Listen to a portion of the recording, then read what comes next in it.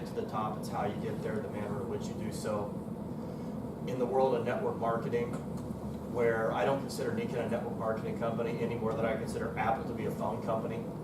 Yeah, Apple's just like AT&T, aren't they?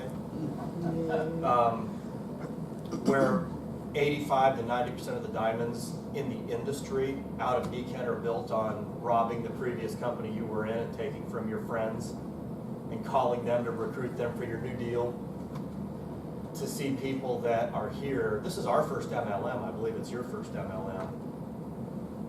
They've never done anything they have to apologize for.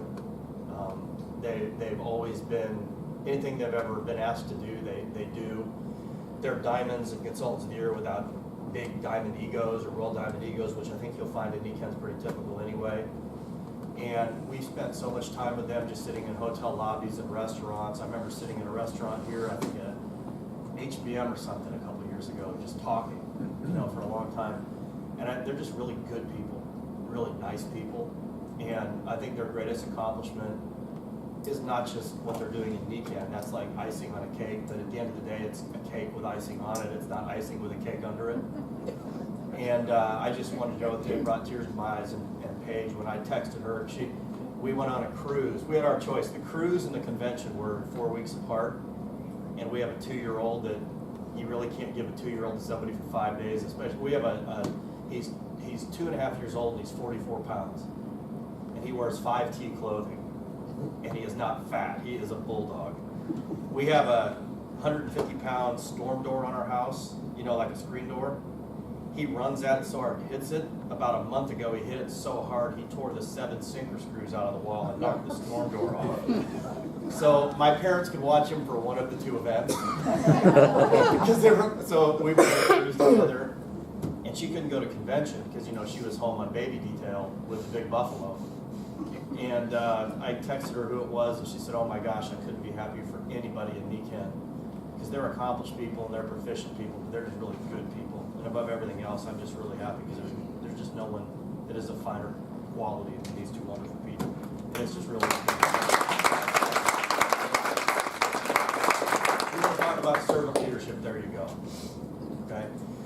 Now, we have a big year coming up in Texas, so I'm going to tell you a little story about Nikken. And I'm going to skip slides and stuff because I'd rather talk to you like friend to friend than present to you, presenter to people.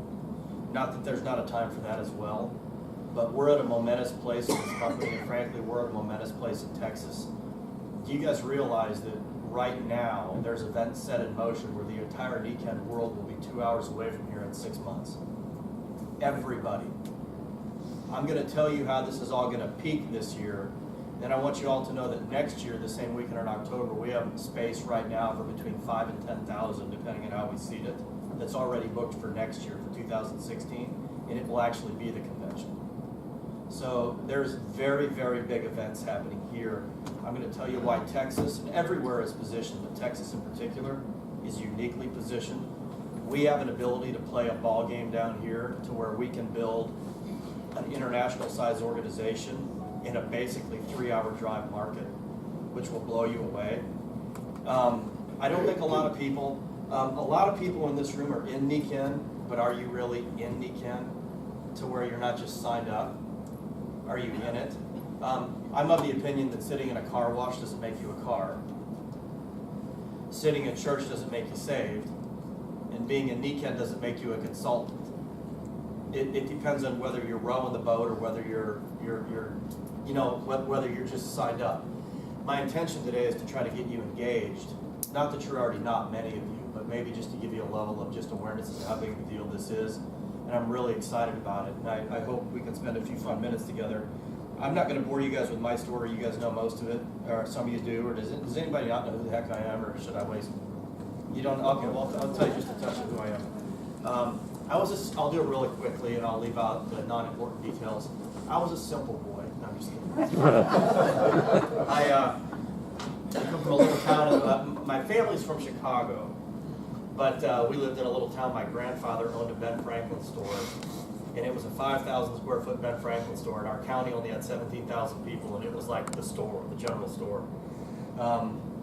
My family never had, I just, because of St. Patrick's Day, I just got our entire family genealogy going back to county court. They did the DNA thing, and we got it, and then they did the life thing. It was a present for St. Patrick's Day. My brother is James Patrick Murphy, born on St. Patrick's Day. Both my sons are Patrick Murphys.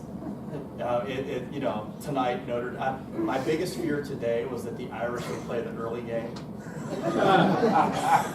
I know they're going to get beat because they're playing Kentucky. But we're going home. I got my Guinness already on ice. I got I'm wearing the green. I'm not going to tell you where, but it's on. It's ready.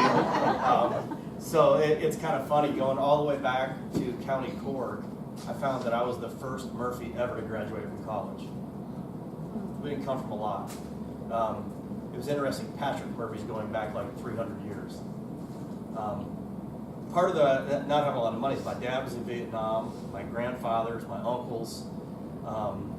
My great-grandpa was gassed in World War I at the Meuse-Argonne. I just found that out not long ago. And when I was a junior in high school, we lost our family store. It was a Ben Franklin because a Walmart moved in on the outside of town. And we lost everything we owned. So once again, being an Irishman wearing the green, but I signed up in the green machine too.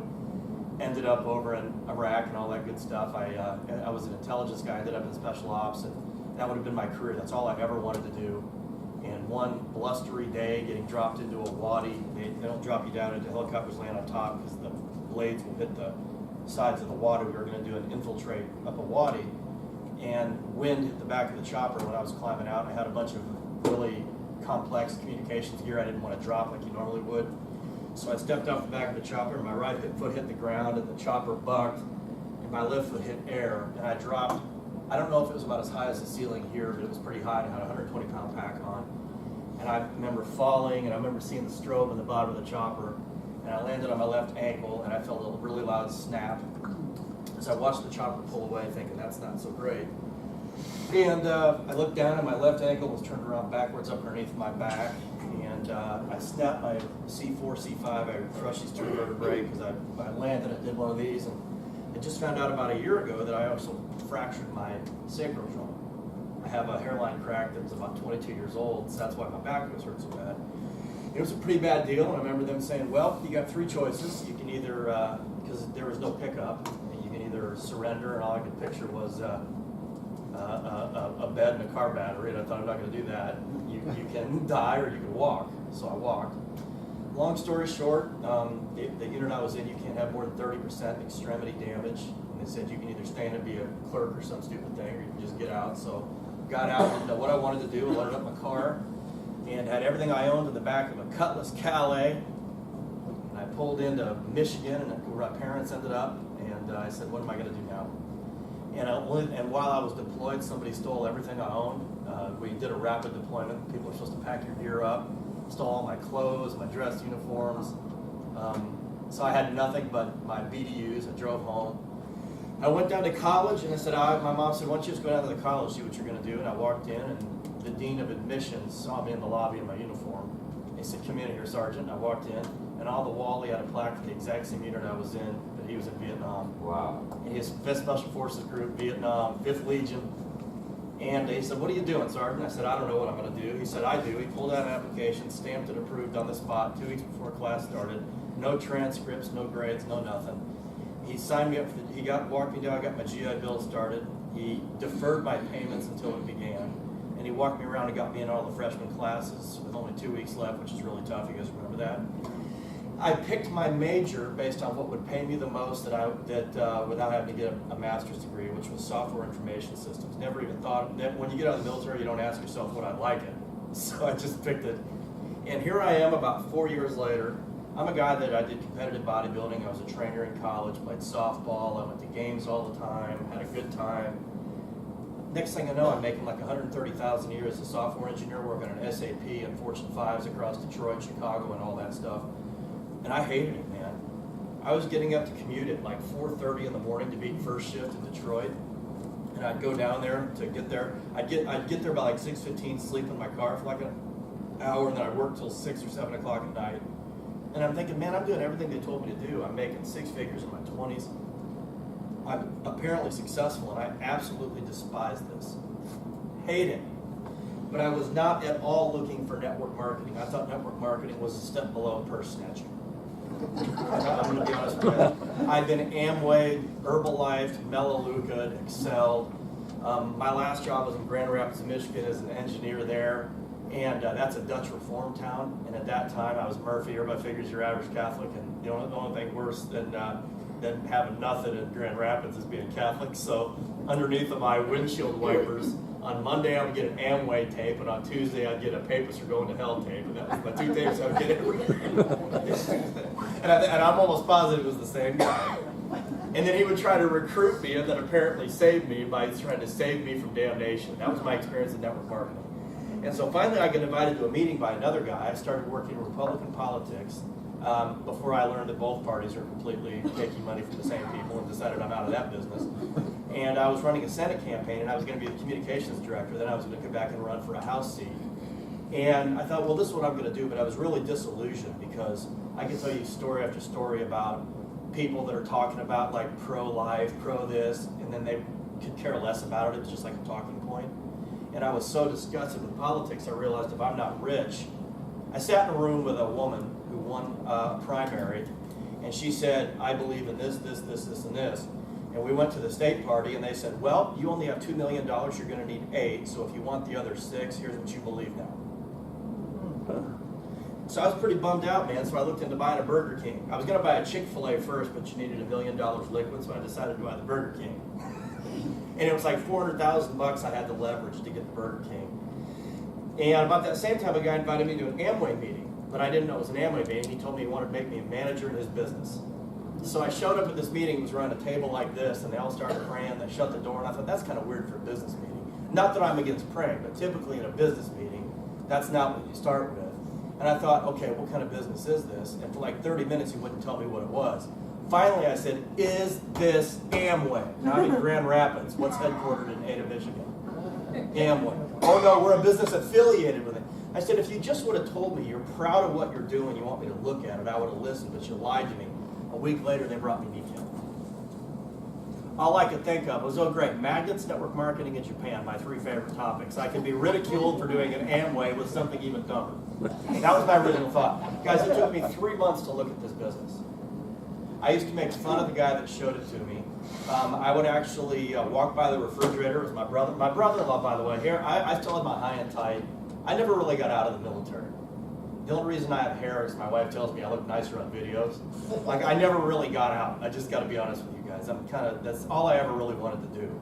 Because I love this. I hate war, but I love it. It's hard to explain. But I always felt rudderless working in corporate because nobody cared about anybody. People were disposable. It just made me really sick. So I wanted to do something that had more meanings. I felt like I was kind of living my life for nothing, you know? So I used to make fun of the guy. And by the way, this cat had long hair and a Peter Pan tattoo and didn't wear socks, didn't have a job, telling me he's going to make $1 million in Nikken. And I'm the guy that makes 6 figures.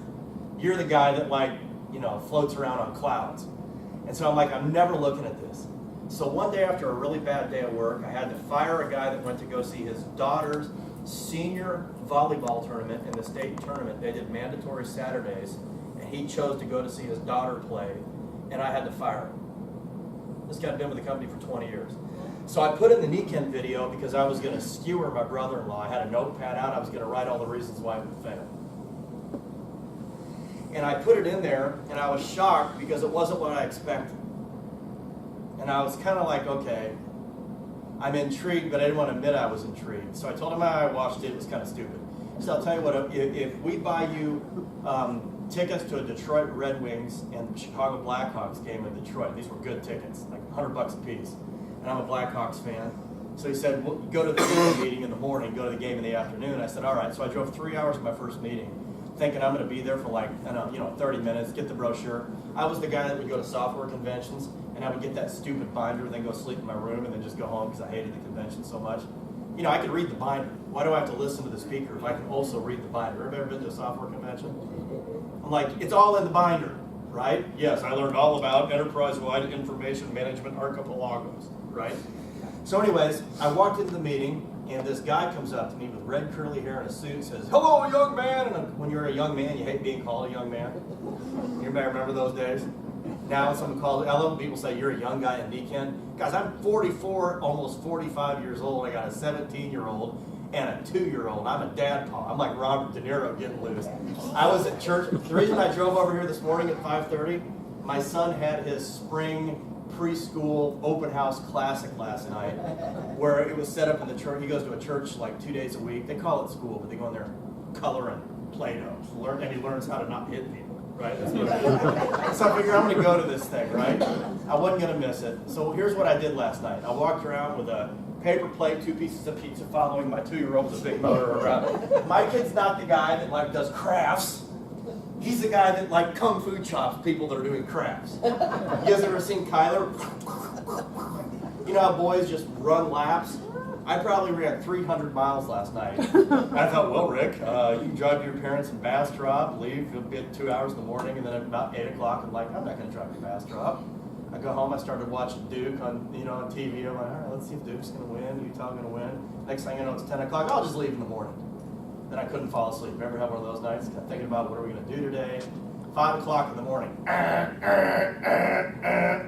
I did not take a 10-4. I took a 40-16 this morning. I had an IV running straight into my arm, man, ready to go. But I just kept going back. I just remember the guy called me young man. I said, I'm just here to get tickets to a game. This is stupid. I'm just here to, to get the game. Okay, so 10 minutes later, there's an introduction. And take a wild guess who was being introduced. Nikken Senior Vice President Larry Prophet was the guy I just told, this is stupid, I'm going to the hockey game. I had a super auspicious start to this. But I remember hearing about the company with all these ideals about humans being more and taking care of people and all this stuff. And what really blew me away with that was it was stuff I believed before I was in Nikken. Let me ask you all a question. If I was to tell you there should be a place where people matter, where what you do matters, where, okay, when you work for a company, you know the reason most of your jobs stink? Let's just be honest with you. If I sell cars, okay, and I'm General Motors, if you make the car, part of the cost of that car is your salary. If you make an extra $1, I either have to raise the price of the car $1 or lower my profits $1, which means I need you to work as hard as possible for as little as possible. Y'all understand that your job is a problem because it's a cost. They don't want it. They want the fruits of it without the cost of it. You want to get as much as you can by doing as least as you can so you can have the best life you can. They want to work you as much as they can for as little as possible. They don't care about your life. You know the reason that jobs are a bad idea? Guys, I'm just going to call you out.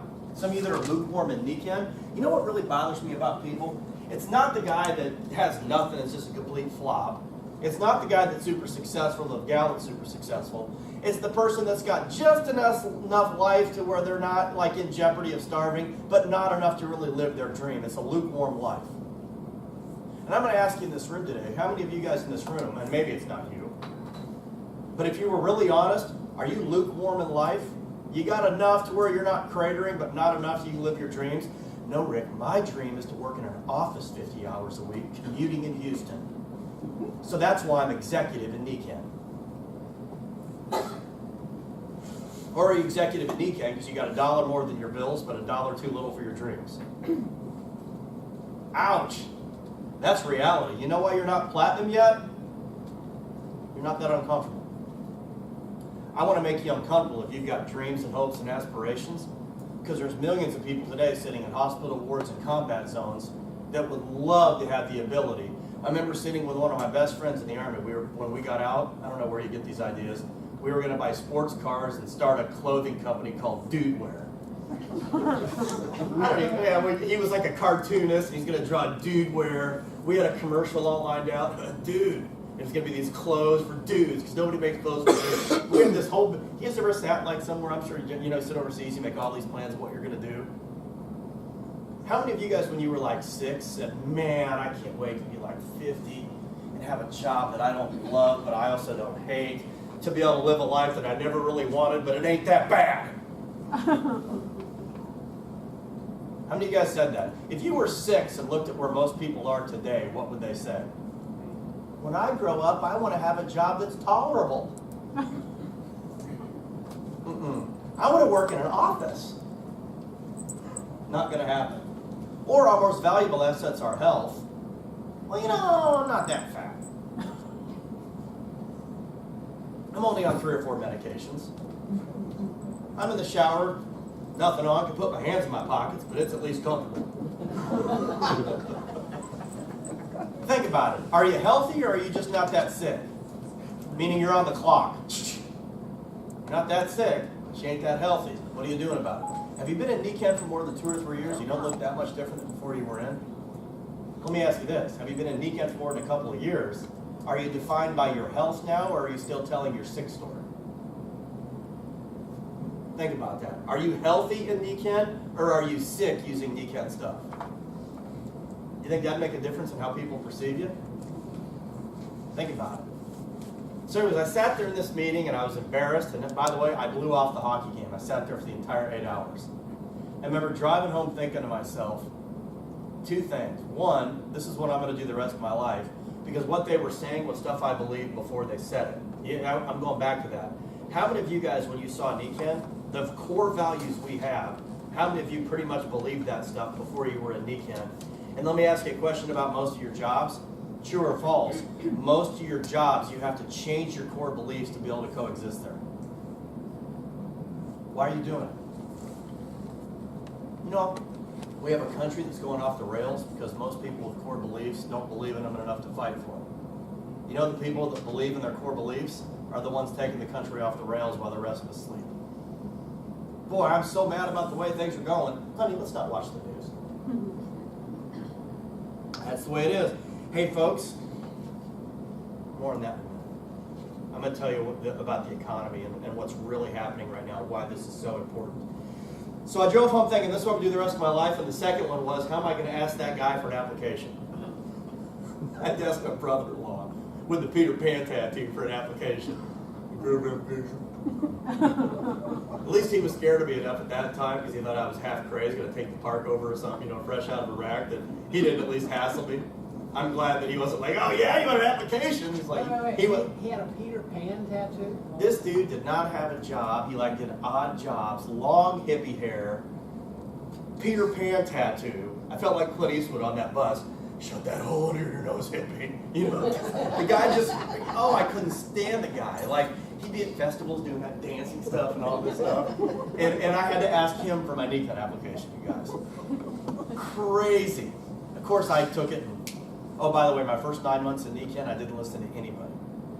I was doing biology seminars. No, nobody, we don't talk about the business. It's all about products around here. Nobody wants to hear a business. I made less than $1,000 combined my first 9 months. When finally it got through my head, the strategy of this business is to present the Nikken business opportunity, which is products and business both. We broke 33 silvers in the next year. Took off like a rocket. Okay? Now, let me tell you a couple things about this. That's just my background story in Nikken. Why is Nikken so special? Okay? Why is Nikken so special? First of all, to understand Nikken, I feel like the guy on the Kung Fu movie. To understand Kung Fu, you must understand calligraphy. We must write in the box with a bamboo stick, right? You got to understand Apple. Apple and Nikken are parallel companies. Now, by the way, Apple is the biggest company in the world, and for the first time in years, it's twice as big as the second biggest company on the stock exchange. Why is Apple? So by the way, Apple makes a product that nobody in this room has to buy. True or false? Nobody in this room has to have an Apple product. How about the next biggest company, Exxon? How many of you pretty much have to use that stuff? Do you guys find it fascinating that the biggest company on the stock market by 2 is a company that's 100% optional? You know why it is? Because Apple inspires people. They inspire people. Their mission isn't to make phones, although they make phones. It's not to make music stuff, although they make music stuff. It's to make cool stuff to let you live a cooler life. And by the way, as an old software guy, I absolutely despised Apple.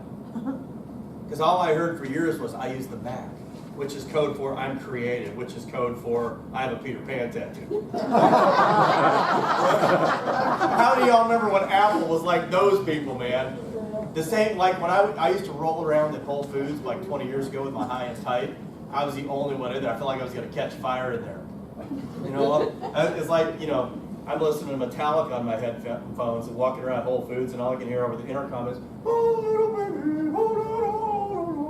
I feel like I'm a Hank Ashbury in 1967 or something. Hey man, it's that Jefferson blimp playing in there, or what's going on? My dad tells me all those stories coming back and being like, apparently he had quite a time in Haight-Ashbury in his Navy uniform back in the day. Anyway, Apple. What Apple did was they were an iconic company, but they were there before their time. You guys remember when Apple was just Macintosh? They were a really big global company, but they weren't dominant. They were about 5 to 7% of the market. But the people that loved them, absolutely. How many of y'all remember even the Macintosh? People loved it, right? Okay, Apple was almost out of business because a lot of what Apple wanted to do was before the market was ready to do it. It just frankly was. Why didn't iTunes come out in 1983 when I was getting loose in Sam Goody? Because there was no internet. Why wasn't the iPhone ready? Because there wasn't the bandwidth. They were before their time. When Steve Jobs came back, and by the way, Steve Jobs had to step away from Apple and do a couple other things before he came back with a clarity. I don't know if you guys realize this. Apple was basically gone, and they came back with their new vision. And when they launched the iTunes, the iPhone, the iPad, it's basically now taken over the whole world of commerce.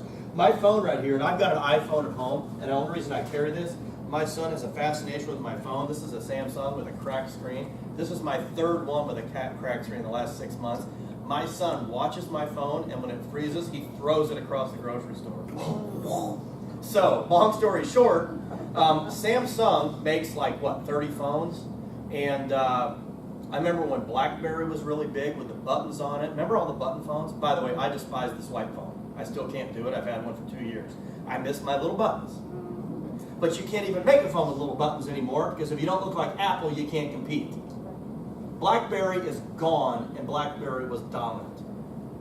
Do you guys realize that music, a lot of people don't know this, you used to buy singles. I remember when I was a kid, because my town I grew up in was like 20 years in the past.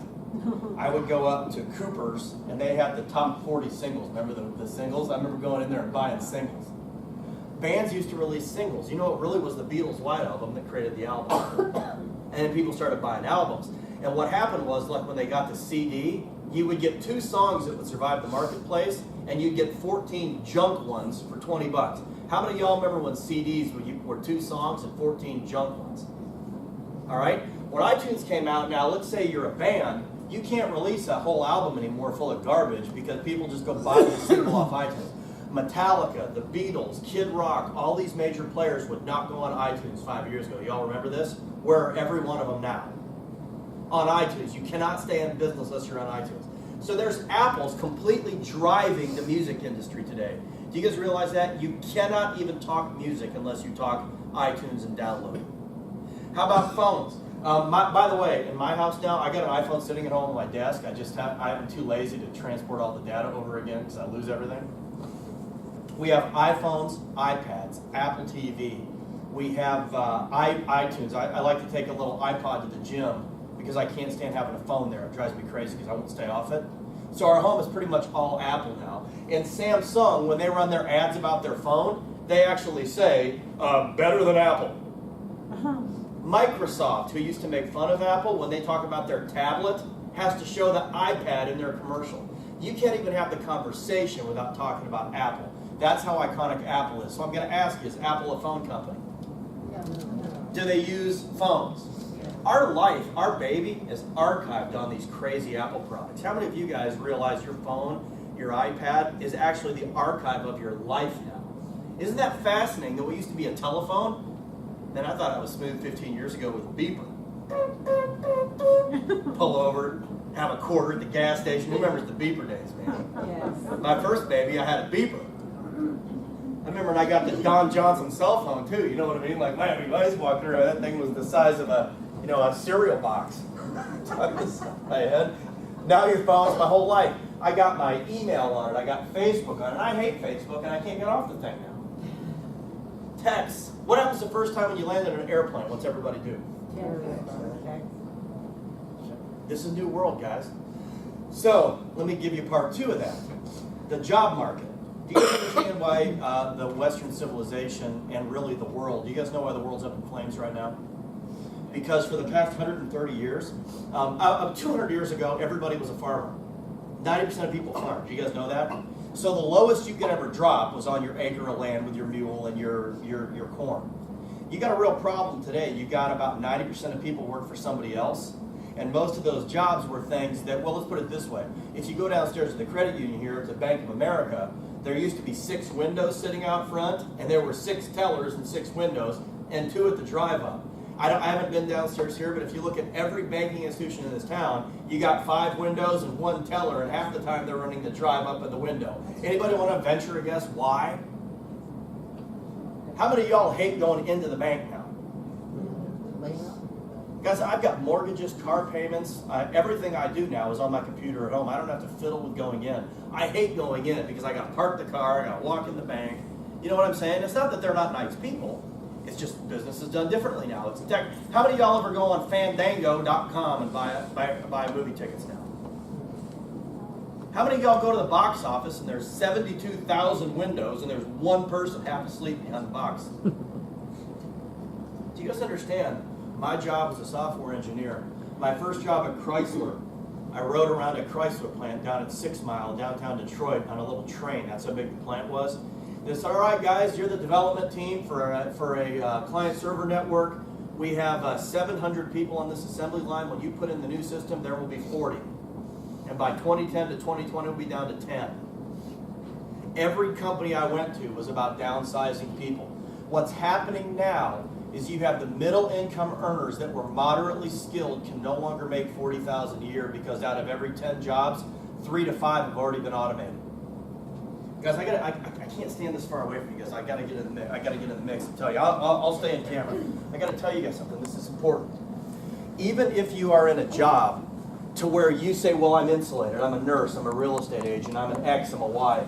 Do you realize that your wages are predicated on they're going to pay you enough to attract people? If you've got 5 people displaced that used to be bank tellers or Fandango people or secretaries or assistants or managers, they're competing with your wages now. There's a downward pressure on all wages right now at all companies.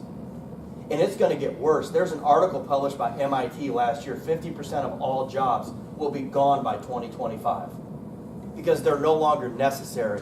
Every time you bank online, you downsize your neighbor. They don't come into the ice cream shop to buy ice cream. They don't have the money to buy a new car. Pretty soon, you that sell insurance are firing your secretary. We are downsizing ourselves. The reason the economy is in such trouble is because our tax base that was developed on middle income earners is no longer able to function on that model. And the Western world has no idea economically what to do. That's why Europe is broke. That's why we're broke. And what we've been doing, you guys know what was a big contributor to the housing crisis? People with declining wages were running up credit cards, refinancing them in their houses, and then getting a mortgage to pay for it, and you kept stacking your mortgage up until it got undercut. This is a huge problem, guys. People were using their houses like a piggy bank to supplant declining wages. You know what's happening now? For about the last 15 to 20 years, we've been using credit and other things to finance our lifestyles. We are at the point when people have burned it all. You got 80-90% of baby boomers got less than 3 paychecks in the bank. Less, guys, if you're above 50, guys, for every $1 million that you have in the bank at 3%, that is a lousy 30 grand a year to live on. What exactly do you plan on doing? And where do you plan on getting the $1 million to get the 30,000? When if you're a family like mine, if I wasn't in Nikken, we'd be lucky if both of us were working to keep groceries on the table. Do you guys understand how serious this is? If you're above 45 years old and you don't have a couple million sitting on ice, you ain't going to get it done. You're going to be working until they plant you. Do you understand this? You better be prepared to hand out carts at Walmart, because you are not going to make it unless you have thousands and thousands and thousands of dollars on ice. And I'm passionately telling you this because we all talk about my back is better with Nikken. My knee is better with Nikken. Do you know why people have broken bodies? They're doing crap jobs for bad wages and they're assassinating their soul. And we talk about fixing backs. Your souls are what's broken, America. Take a look at our country. We don't even know what's going on anymore. You guys tell me I'm wrong. Tell me I'm wrong. 80% of people right now are lucky to make it if they miss one paycheck. And it's because the world has changed. The government don't know what to do. The UN doesn't know what to do. Nobody knows what to do. We got a massive problem. But I'll tell you what, guys, one of the reasons I'm in Nikken, this is why I got so passionate about it back in the day as a business, is because there's 2 things you can't downsize. Take a guess what they are. the customer and the distributor. Even if I make it in China with a computer, by the way, you think we got problems. What's going to happen when automation catches up in China and you got 300 million people being thrown out of work? You guys don't realize the problems we got globally. Here's what I'm going to do. I'm going to see it coming, and I'm going to get out of it before the shoe drops. What Nikken is, guys, is a lifeboat. When you know when you're on the Titanic, you go back in time, maybe say, maybe this time it won't hit it. Here's the reality of what this is. If you can't downsize distribution and you can't downsize customers, you want to maximize them. Name me a company in the world that doesn't want more distributors and customers. What are we with Nikken? We're the distributor and the customer. I'm not here good. Look, my wife and I have spent over $100-some thousand on college. She was a senior sales trainer for Saks Fifth Avenue. She was a buyer. She used to go to Fashion Week, smash shows in Vegas. I was an enterprise-wide information management specialist. I can pretty much do anything I want to do. This is the smartest play. This is the smartest play. Rick, what do you see? What do you see after 40 years? Where do you see us going now? That's exactly where I'm going. Yeah. Because if you're going to select a home business model, and it's a smarter way to work. Building a network is the smartest way to work. If you haven't seen this book, you've got to get a hold of this book. 4-Year Career. It'll explain it in 60 pages. Okay? This is brilliant. Most people don't. You know why more people aren't doing this? Because more people don't get it. And by the way, I can't blame you if you have somebody come up to me with magic salt water or juicy juice and tell me, hey, you're going to retire on that.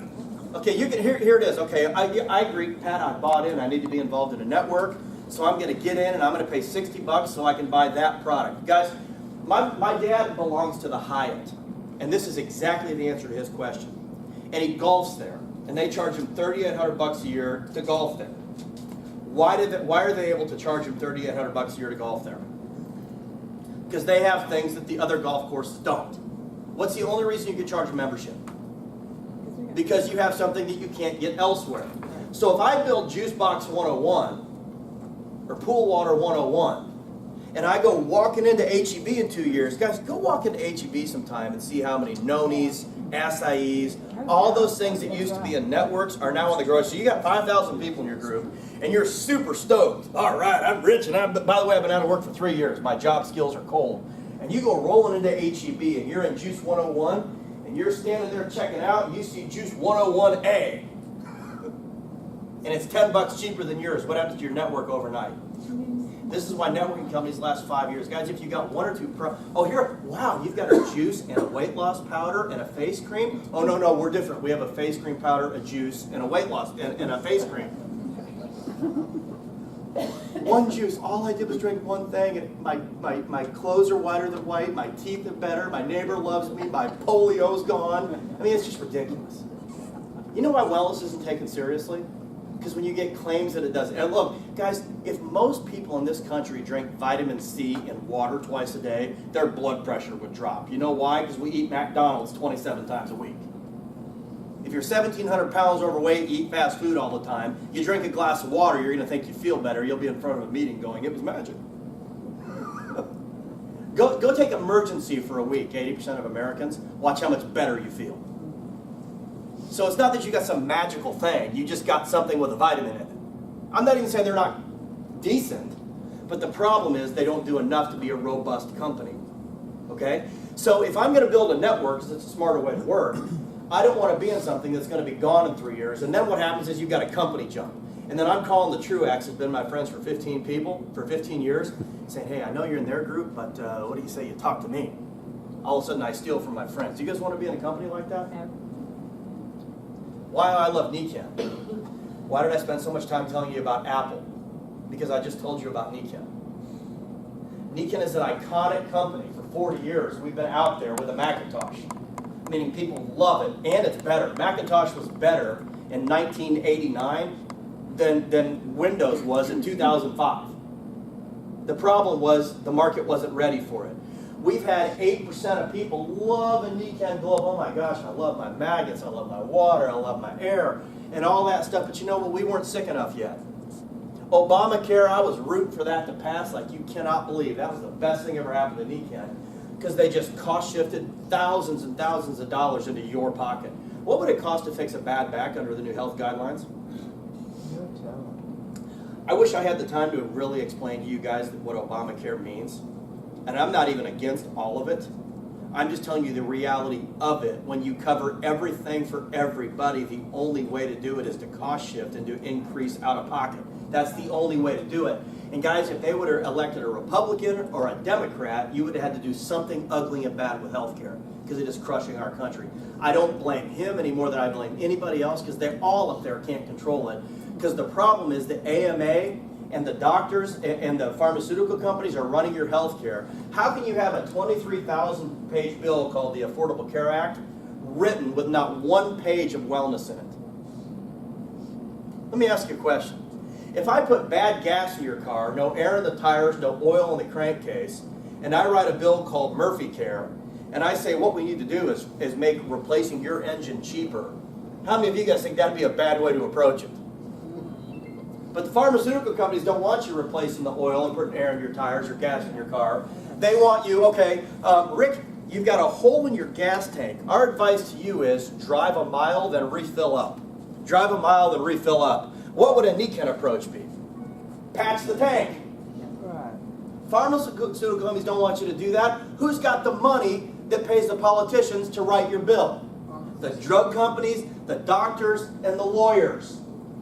So what happened in the bill was it's all about how to pay for expensive lifetime care. If your prescription for a Lipitor is $200 a month, that's $2,400 a year times 50 million people. If your premium is $249 a month, explain to me how that works. It doesn't, which is why it can't work.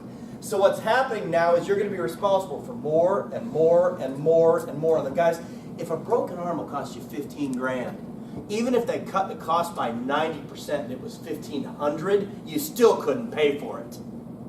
You understand it. Healthcare is catastrophically broken. And all they want to do, guys, the AMA and the drug companies. By the way, Pat was talking about a doctor that says, well, I was afraid what my peers would think. Here's the bigger reason your healthcare providers will not use wellness stuff. If you come in and I get a blood pressure reading from you, the protocols that are written under my guidelines, that are covered under my malpractice insurance, say you have to use this lower blood pressure medication. If I don't, and she walks out and has a heart attack, even if it's not related, they're going to look at her file and say, wait a minute, doc, she had high blood pressure. You didn't follow protocols. My insurance won't pay my malpractice. They don't even have the ability to step outside of protocols, because the minute they do, they're uncovered. How many of you guys knew that? That's why they won't use osteodents, because if they do and someone breaks a hip, they're going to lose everything because their insurance won't pay. So you've got the drug companies writing the legislation, because the drug companies are the major buyers in the insurance companies. And this is who wrote your healthcare laws. So the strategy of the drug companies is to have a higher stock price, which means you need to take more drugs per. So next time your doctor tries to put you on a pill, ask him this: when will I get off it? Name me one prescription y'all have seen on TV that is temporary.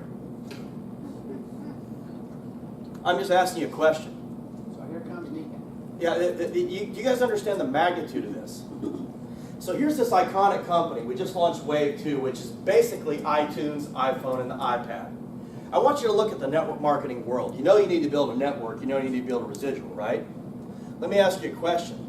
Can you guys name me any other company that has a truly unique product line? And I'm asking you this.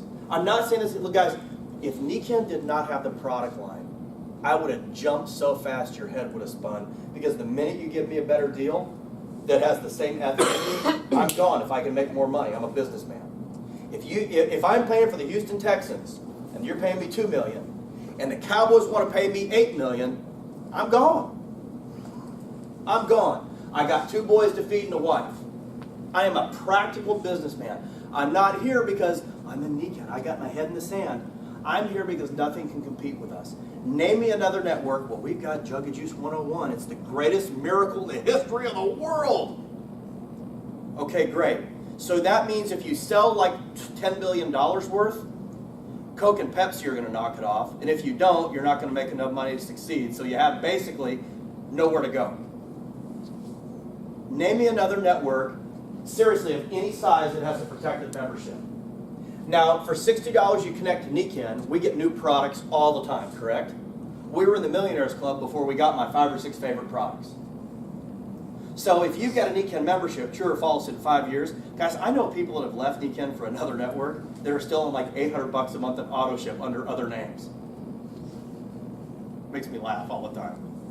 You know what I'm saying? How do you leave Nikken? Water, air, sleep, rest, nutrition. You guys understand, it's a protected membership. If you're going to build a network and drive the miles and do the thing for 3 to 5 years, do you want it to still be there in 10 years and 20 years and 30 years, or you want to rebuild it every 3 years? Nikken's more robust. It just is. Sleep, water, air, rest, nutrition, all these things. My question to you is, can anybody in this room, and this will really set you back if you think about it, can anybody in this room name me another total wellness company of any size, anywhere? I want you to really think about the impact of that. Raise your hand if you can name me a company that does a third of what we do.